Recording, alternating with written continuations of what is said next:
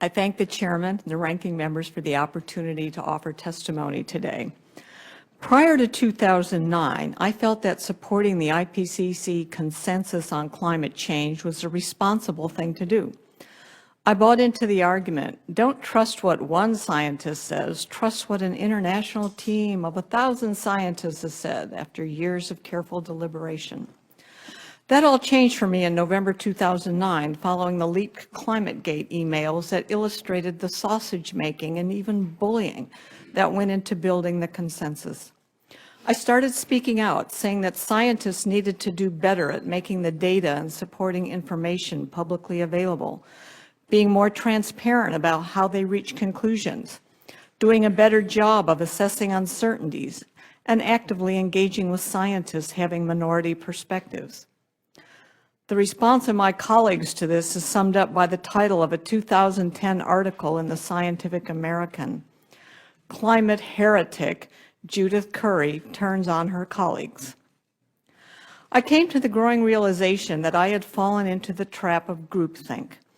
I had accepted the consensus based on second-order evidence, the assertion that a consensus existed. I began making an independent assessment of topics in climate science that had the most relevance to policy.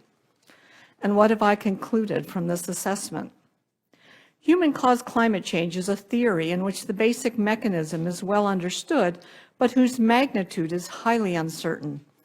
No one questions that surface temperatures have increased overall since 1880, or that humans are adding carbon dioxide to the atmosphere, or that carbon dioxide and other greenhouse gases have a warming effect on the planet. However, there is considerable uncertainty and disagreement about the most consequential issues, whether the warming has been dominated by human causes versus natural variability, how much the planet will warm in the 21st century, and whether warming is dangerous. The central issue in the scientific debate on climate change is the extent to which the recent and future warming is caused by humans versus natural climate variability. Research effort and funding has focused on understanding human causes of climate change. However, we have been misled in our quest to understand climate change by not paying sufficient attention to natural causes of climate variability, in particular from the sun and from the long-term oscillations in ocean circulations. Why do scientists disagree about climate change? The historical data is sparse and inadequate. There's disagreement about the value of different classes of evidence, notably the value of global climate models. There's disagreement about the appropriate logical framework for linking and assessing the evidence. And scientists disagree over assessments of areas of ambiguity and ignorance. How then and why have climate scientists come to a consensus about a very complex scientific problem that the scientists themselves acknowledge has substantial and fundamental uncertainties? Climate scientists have become entangled in an acrimonious political debate that has polarized the scientific community. As a result of my analyses that challenge IPCC conclusions, I have been called a denier by other climate scientists, and most recently by Senator Sheldon Whitehouse. My motives have been questioned by Representative Grijalva in a recent letter sent to the president of Georgia Tech. There is enormous pressure for climate scientists to conform to the so-called consensus. This pressure comes not only from politicians, but from federal funding agencies, universities and professional societies, and scientists themselves who are green activists.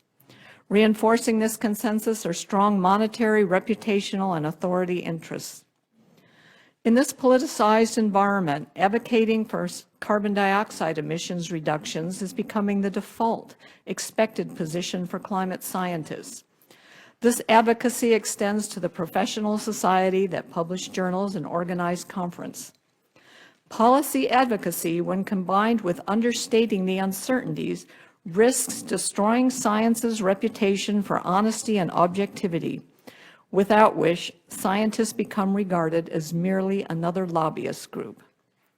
I would like to thank the committee for raising the issue of data versus dogma in support of improving the integrity of climate science. This concludes my testimony. Thank you very much, Dr. Curry.